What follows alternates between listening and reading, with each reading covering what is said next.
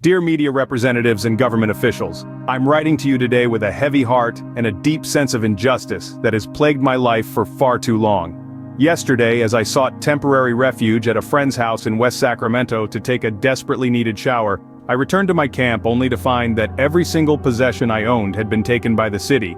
My tents, clothes, blankets, and even my umbrella. I was left with nothing.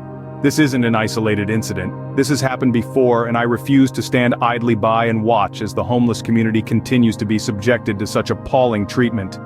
The injustices I've faced extend beyond the recent loss of my belongings.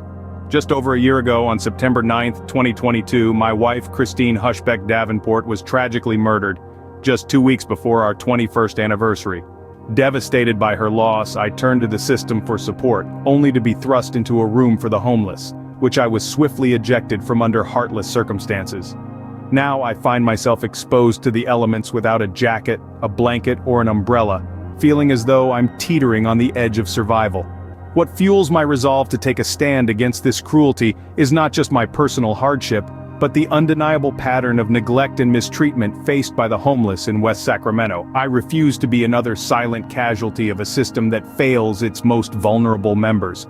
A system that has already taken so much from me. The depth of my despair is compounded by the fact that my father, a 32-year veteran of the United States Air Force, tragically took his own life in 2012, leaving me without the life insurance support he had often boasted about throughout my life. I am a living testament to the devastating toll that such systemic failures can exact on individuals and families. My story is just one of many that highlight the dire need for meaningful change in how the homeless are treated in our communities.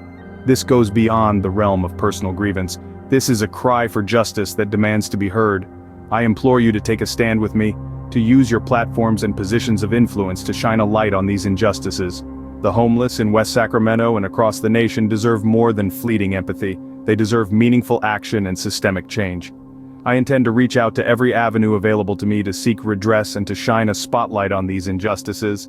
I ask for your support, your solidarity, and your willingness to speak out against the flagrant disregard for human dignity that persists within our society.